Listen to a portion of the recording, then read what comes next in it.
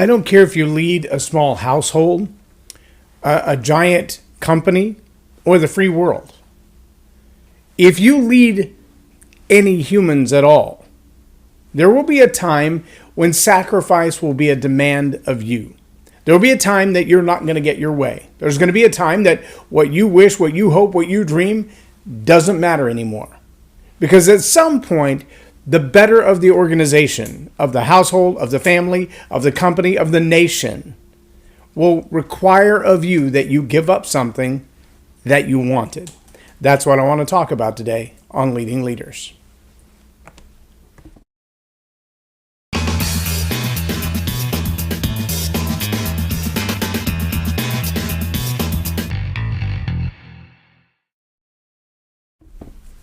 I'm J Loren Norris with Leading Leaders podcast.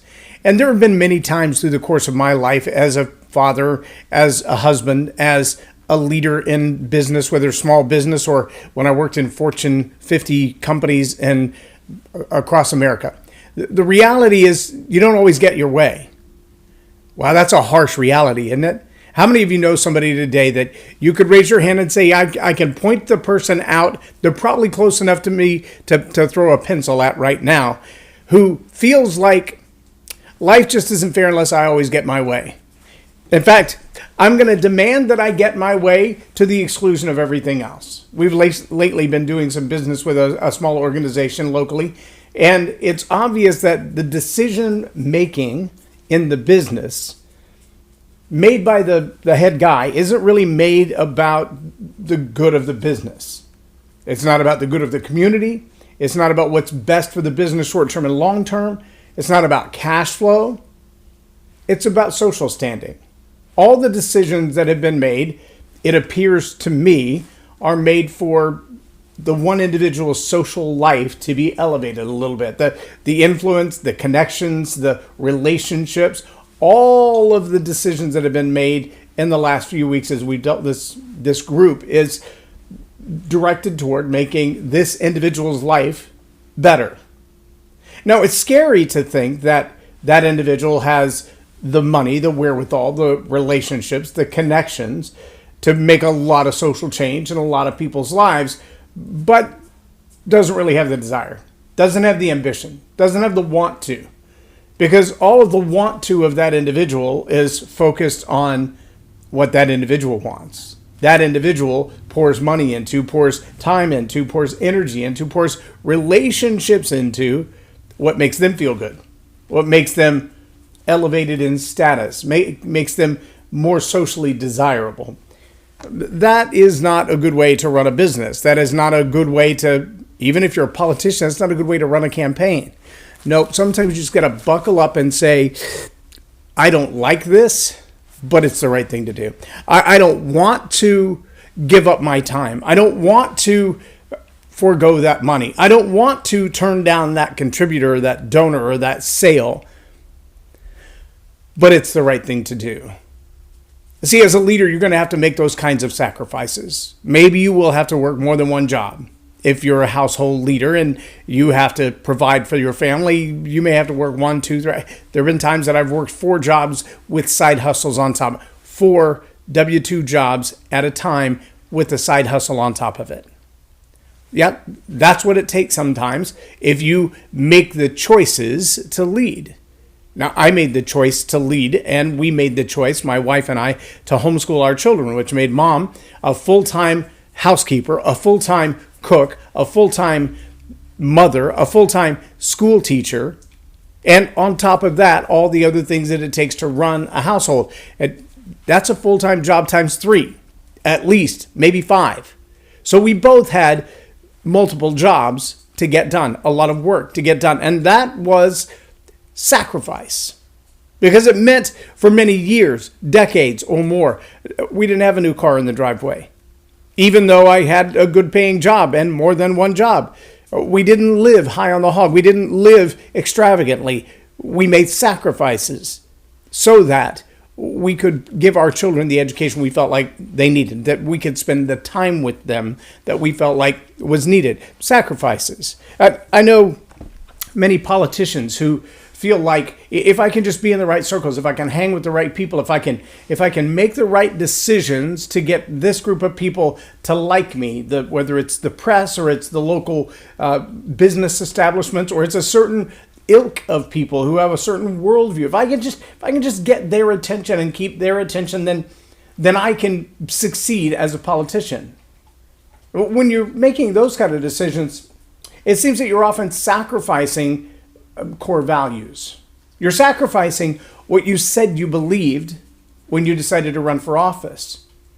And if you've watched politics for any period of time, you see that at the lowest level of city council, school board, things of that nature, all the way up to global leadership. World powers influencing each other through what can only be described as corruption. Sacrifice.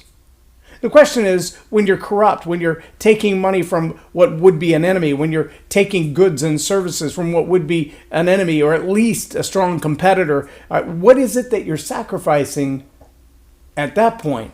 And see, that gets to be a very frightening concept, because a world leader, a global leader, a corporate leader, if you're a corporate leader and you're exchanging goods and services with a competitor, you're exchanging goods and services or favors with a company that could take you out. They could buy up your shares, they could buy up your stock, they could obliterate your customer base in a matter of days just by launching a single new product. If you're in cahoots with them, so to speak, and you're corrupt because it's lining your pockets personally, but it's not helping the position of the company, then what you're sacrificing is the careers of everyone who work there. You're putting at risk the business and its existence as an entity, which means every shareholder, every stakeholder, every stockholder, every employee, everybody in the downline, the supply chain, from whatever it is that your organization does to the end consumer, everybody in that pathway will be financially impacted if that corruption causes your company to go bankrupt or to be erased. And it's happened. There are industries today that have been completely morphed by a merger of one or two companies. There have even been industries completely erased by the innovators, the interrupters of another industry. I mean, think for a moment about what DVDs did to Blockbuster and VHS tapes. That was a partnership that caused a transition from one physical product to another physical product. It was a huge expense. It was a huge transition, but it didn't obliterate their business. What obliterated their business was the ability to download a movie, the ability to watch video on demand. Well, now you're looking at video on demand and all these television platforms like Netflix and Hulu, et cetera, and they're vying for space, time, and attention when there are, 50,000 different platforms that you can upload your content to and everybody can watch it. It used to be the enormous television in your living room, and the bigger the better, right? It's got to wrap around, it's got to be curved, it's got to be 4K or 8K. Now you can watch it on your cell phone. And so if you've got a subscription to whatever kind of video you've got, then you can watch it on your cell phone, your iPad, your laptop, your tablet, your big screen at home, if that's what you want to do. But that innovation of streaming video eliminated Blockbuster. So Blockbuster and all of its employees and all of its shareholders and all of its stockholders, in a matter of months, lost everything. Sacrifice. As a leader, you're going to have to sacrifice, but you should also be wise enough to see far enough down the road and say, if that innovation is coming my way, what will I do differently? How can I pivot? How can I shift? How can I change direction? What could we innovate to keep our organization intact? How do we survive through this? Now, I don't know if you've been paying any attention, but over the last 18 months, a lot of global economic shift has taken place. A lot of reassessment of values, value of a company, values of a society, of a culture. What models of culture do we even want to hold on to as we go into the Great Reset? That challenge is deep, and that challenge is going to demand of every leader sacrifice. Now, the question that I want you to ask yourself is a really simple question, but a very, very serious question. What is it you're willing to sacrifice? If you had to literally take something from your life, from what you hold dear, from what you believe, to lay it on the altar to exchange for survival, to exchange for the survival of your company, your organization, or your family? What would you be willing to take out of your own halves? And I don't necessarily mean just your physical possessions, your gold or your silver or your NFTs. Now, what I'm talking about are those things that you hold dear: relationships, core values, emotional supports. If you were to have to lay those things on the table and say, I will give that up for the security of my family, I will give that up for the security of my organization, to keep my company afloat, I will abandon. What is that thing? How far would you go? How much sacrifice are you willing to give? Is it time? Is it relationship? Are you willing to give up your family altogether or your organization altogether for the survival of yourself? Will you make decisions that don't look like they're great for the company, but they make you look like a survivor? They make you look good in social standing or economic cash flow? So those are tough questions, and they're hard to ask. They're even harder to answer. But as our days continue to get shorter and shorter, if you believe in the decay of the universe, then you're going to have to ask the question, what am I willing to give up as times get tougher? And maybe you hadn't noticed, but more than 24 of our food supply sources across North America, Canada, US, Mexico, have become targets, I guess. I don't know. There have been fires and destructions and plane crashes and bus crashes and digital attacks. If our food supply becomes questionable, not only in volume, but in quality, and you have to make sacrifices, what will you sacrifice?